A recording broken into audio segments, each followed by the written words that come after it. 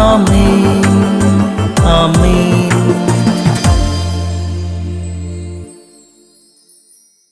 യേശുവിൻ്റെ ഏറ്റവും പ്രിയപ്പെട്ട കുഞ്ഞ്. സുഭാഷിതങ്ങൾ 13:8. ജീവൻ വീണ്ടെടുക്കാനുള്ള മോചന ദ്രവ്യമാണ് മനുഷ്യന് സമ്പത്ത്. ജീവൻ വീണ്ടെടുക്കാൻ ഉപയോഗിക്കേണ്ട മോചന ദ്രവ്യത്തിന്റെ സ്ഥാനത്താണ് സമ്പത്ത്. നയാ പൈസ പോലും, ചില്ലിക്കാശ് പോലും, ഒരു 10 രൂപ പോലും കരുണയ്ക്ക് വേണ്ടി കരുണയിൽ വിനിയോഗിച്ച ജീവനാണ് വീണ്ടെടുക്കപ്പെടുന്നത്. സമ്പത്തിന് ഇത്ര പ്രാധാന്യമുണ്ടെന്ന് ആര് തിരിച്ചറിഞ്ഞു? ഒരു മനുഷ്യന് തൻ്റെ ജീവൻ വേണമെങ്കിൽ വീണ്ടെടുക്കാവുന്ന മോചന ദ്രവ്യത്തിന്റെ സ്ഥാനത്താണ് സമ്പത്ത്.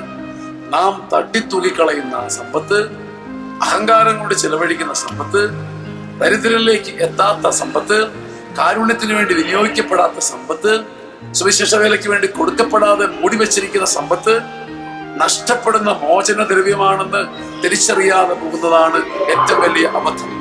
ഇനി സമ്പത്ത് കഴിവാണ്, നന്മയാണ്, സ്നേഹമാണ്. നിന്റെ നന്മയും സ്നേഹവും കരുണയും എല്ലാം മോചന ദ്രവ്യമായി മാറട്ടെ. നിന്റെ സമ്പത്ത് രക്ഷാകരമായി മാറട്ടെ കുഞ്ഞെ. ആമേൻ ആമേൻ ആമേൻ.